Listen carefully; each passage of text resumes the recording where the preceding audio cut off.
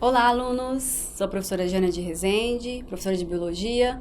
Vamos continuar estudando sobre os seres vivos na unidade 4 da apostila de estudo de vocês. E o que nós vamos estudar hoje? O objetivo hoje é a gente estudar o reino animal, falando sobre o filo Nematoda.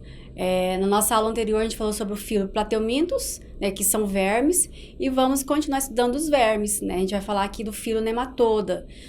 Tanto o filo Plateuminthus como o filo Nematoda são eumintos, tá? São vermes que a gente chama eles de eumintos. Todo o conteúdo que a gente vai abordar na aula, tá na página 48 e 49 da apostila de estudo de vocês. Então, algumas características que nós vamos ver nesse grupo aqui do filo Nematoda, alguns chamam de nemateumintos, tá? Alguns chamam de asqueumintos, mas, a maioria dos livros atuais a gente conhece e considera como filo Nematoda. Algumas características bem peculiar dos nematodas, tá? A gente vai estudar hoje. Então, por exemplo, esses organismos aqui, eles já têm um sistema digestório completo. Os outros, a gente estudou que não tinha, o sistema nervoso desses organismos é do tipo anel, diferente dos outros que nós estudamos. Eles também são triblásticos e esses aqui, eles são pseudocelomados, Os outros que nós estudamos são acelomados. Então, aqui já tem um pseudoceloma, ou seja, um falso celoma, tá? Uma cavidade, uma falsa cavidade, certo? Eles não são segmentados, como, por exemplo, as tênias que nós estudamos, tá? E eles têm simetria bilateral. Então, aqui é uma imagem, de um nematóide, que é cilíndrico, eles têm essa forma cilíndrica, eles não são achatados dorso-ventralmente, como a gente estudou nos organismos anteriormente, que foi os plateumintos, tá? Eles são cilíndricos, certo? Com uma extremidade afiladas, fina, ok? Coberto por uma cutícula, nós vamos falar sobre isso, certo? Então, a gente tem aqui a extremidade desses organismos são afiladas, tá? São finas. E onde vivem esses organismos? Uma grande parte dessas espécies são de vidas livres, e uma grande parte são de parasitos, Parasita o homem e parasita também os animais. Com relação à estrutura corporal, desses organismos, eu coloquei aqui uma imagem, também, onde foi feito um corte aqui, transversal, e a gente pode ver, nesse corte transversal, as camadas de células germinativas, tá? Que a gente aprendeu que são os folhetos germinativos ou os folhetos embrionários, que é a ectoderme, endoderme e mesoderme. Então, a gente vê aqui nesses organismos que eles têm boca e têm ânus, por isso eles têm o aparelho digestivo completo. Nessa cavidade corporal tem um pseudoceloma, tá? Numa outra imagem, eu vou explicar melhor para vocês sobre o pseudoceloma. Então, a gente vê que a gente chama ela de pseudoceloma, tá? Porque é semelhante, é parecido com uma cavidade, tá? Então, aqui a gente tem uma imagem real, tá? De um nematódios, que a gente vê aqui por fora, essa parte mais clara aqui é a cutícula, desses organismos. E por dentro a gente vê aqui toda essa estrutura ao longo do corpo dele, é o intestino, certo? É como se revestisse um cano dentro de um cano. Então, o cano é a parte externa da cutícula, o cano de dentro vai ser o intestino e o espaço entre os dois canos são o pseudoceloma. Então, aqui nessa imagem a gente vê, tá? Geralmente, quem fica com essa parte final aqui da extremidade voltada para dentro é o macho. E aqui a gente tem uma outra foto, geral da característica desses organismos, Então, a gente tem a boca aqui, tá? A gente tem aqui o anel nervoso, ok? Que compõe o sistema nervoso, O intestino ao longo do corpo do animal, uma faringe, Esses organismos têm presença de faringe, têm presença de esôfago também, é uma característica bem importante deles, o esôfago. E a presença de cutícula, né? Ovário, né? Eles possuem o ovário e a região anal. Aqui é a imagem, né, de alguns representantes do filo nematoda, tá? Então, a gente tem aqui a lombriga, que é a Ascaris lumbricoides, né? Temos aqui uma microfilária, né, que é aquela larva que causa a elefantíase, né? Temos aqui a Ancylostoma duodenale. Alguns possuem dentes, porque eles têm característica de serem hematófagos, né? Como aqui o Ancylostoma duodenale e Necator americano, tá?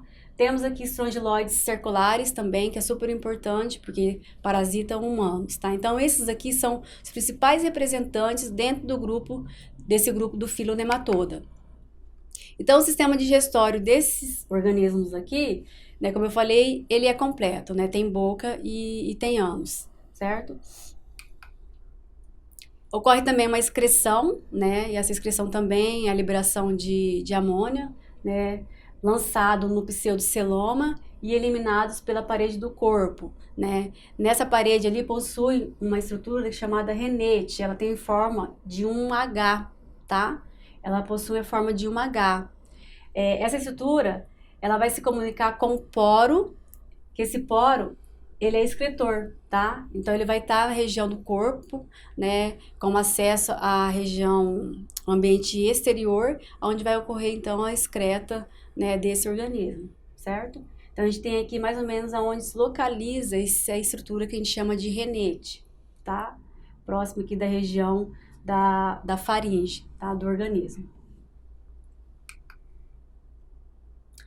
Com relação à respiração, eles possuem, né, a respiração cutânea, tá? Pela pele, ok?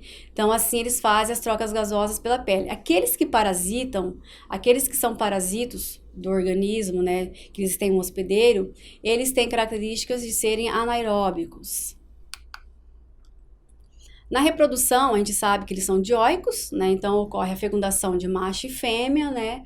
Para gerar então ali, né, um novo indivíduo, tá? Então a gente tem aqui o macho, ele vai ter uma estrutura que chama espícula, tá? Que representa o pênis do macho, e aqui a fêmea vai ter um poro genital, onde vai ocorrer as trocas de gametas aqui, né? Para ocorrer então a reprodução desse organismo. E o sistema nervoso, tá? O sistema nervoso, como eu comentei com vocês, possui um anel, né? Esse anel, ele, na verdade, está próximo ali da região da faringe, tá? Centralizado e volta, ele é centralizado e é em volta da faringe, tá? Como a gente está vendo aqui, ok? Nessa região aqui, tá? Um anel nervoso e presença de gânglios, como a gente viu anteriormente, ok? Também possui um cordão nervoso dorsal e um ventral. Então, na região ventral vai ter um cordão nervoso e na região dorsal, né, nas costas do organismo, também vai ter um cordão nervoso, tá? Onde vai levar a sensibilidade, então, para esse organismo, tá? Em volta da cabeça e na cauda, há diversas papilas sensoriais, né? Então, por isso que ocorre, né, a dispersão desse cordão nervoso ao longo do corpo desse organismo, tá? E quais são os exemplos que nós temos desses organismos aqui? Né? Nós temos exemplo de enteróbios vermiculares, né, que são os oxíoros, Ascaris lumbricoides, que são as lombrigas, Ancylostoma duodenale, que causa ancilostomose, né, super importante ele tem característica de ser hematófago, como eu comentei anteriormente com vocês, né? Temos Ancylostomos brasiliense, que causa o famoso bicho geográfico. A Wuchereria bancroft causa a filariose, tá? As larvas, que são as filárias, causa aquela doença conhecida como elefantíase, né? Que ocorre aumento do membro, né? Das pernas. E a gente vai ver um pouquinho depois uma imagem que mostra isso, tá? Eu coloquei aqui o nome desse nematóide. Ele chama Placentonema gigantissima, tá? Ele mede de 3,03 milímetros a 8 metros. Então, o tamanho deles vai variar bastante. Especificamente esse daqui, ele é um verme que parasita baleias, tá? Então, ele é muito grande, certo? Falando então, por exemplo, da importância, né, dos nematóides, então eles têm muita importância para a saúde pública, porque se a pessoa não trata, né, da verminose, ela pode chegar no estado, né, de até óbito, né? Então, como a gente viu aqui, por exemplo, os oxíoros são aqueles que causam coceira anal, né, purida anal, porque as fêmeas colocam ovos ali na região, próximo da região anal, tá? O Ascaris lumbricoides são aquelas lombrigas. Então, assim, pode ter muitas lombrigas, né, parasitando ali o intestino, tá? Ancilóstoma, a gente sabe que o ciclo dele, como a gente viu, é um ciclo de penetração, né, de penetração ativa. Um pouquinho do ciclo, tá, de um parasito super importante, né, importante para a saúde pública, é o ancilóstoma. Tá? Então, a gente tem aqui a imagem, né, de um corpo de um ser humano, como que ele libera, né, esses organismos, quando ele está parasitado, como que ele libera no meio ambiente? Por meio de fezes que contêm ovos, tá? Então, esses ovos são liberados no meio ambiente, onde vai ter ali já um ovo embrionado, com uma larva.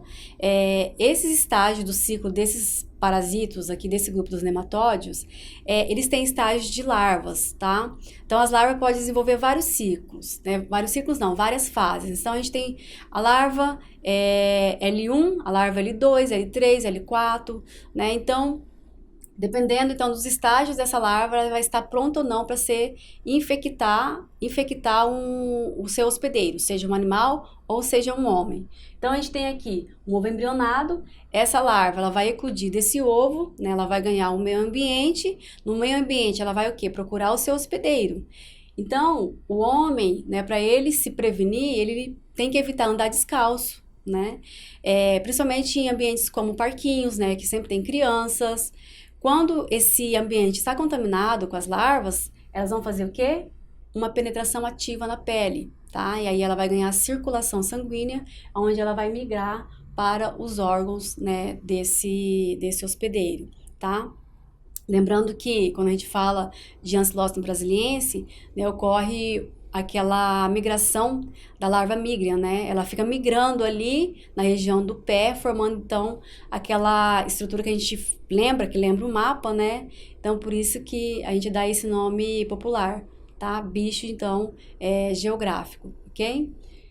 Causado pela larva migria, tá? É bem importante a gente frisar isso, né? Que é uma larva migria que está ali circulando, certo? Então esse aqui é a representação do ciclo do ancilóstoma, tá? Vai variar muito o tipo de ciclo de um parasito para outro, tá? Esse aqui especificamente é de ancilóstoma, né? Outros não vai ser por penetração ativa, vai ser por infecção direta, como a tênia, né? Precisa comer carne mal passada, né? E para poder se contaminar. Ou outros que você pode ingerir água ou pode ingerir hortaliças que está infectada, né? E vai então se contaminar. Aqui eu coloquei também um ciclo de vida, tá? Da Vulquiqueria bancroft, né? Que causa elefantíase, provocada pela filária, que é a larva desse parasito, certo? E aqui é bem importante a gente frisar que tem um hospedeiro, né, intermediário, que é o quê? Que é quem? Um mosquito, tá? Esse mosquito, ele pica o homem, certo? O mosquito, ele vai picar o homem, e aí pela corrente sanguínea ele está transmitindo ali as microfilárias que vão estar migrando para o organismo, né, do homem. Então aqui a gente tem essa larva, tá? Migrando aqui, larva saindo pela probóscide do mosquito, né? Pelo aparelho bucal do mosquito, certo? A larva já está no sangue do hospedeiro, né? No sangue do homem. O animal adulto obstrui a circulação linfática do homem. Então aqui a gente tem uma foto, né? De elefantíase. Isso porque lembra, né? Uma estrutura, né, o tamanho de um elefante, né, porque fica bem aumentado, ocorre aqui um edema, né, nessa região, então a região fica bastante inchada por causa da obstrução, né, linfática, né, dos órgãos linfáticos, principalmente no membro inferior, né, do homem, tá? Então esse aqui é o ciclo tá? Da elefantíase, ok? Provocado, então, a gente não pode esquecer que aqui tem um hospedeiro intermediário, né? Que é, então, um vetor, tá? Um mosquito. Bom, alunos, para o conhecimento de hoje, né, era isso, a gente falar um pouquinho sobre esse grupo de vermes, super importante. Aguardo vocês na nossa próxima videoaula. Desejo muito entusiasmo no estudo de vocês e até mais.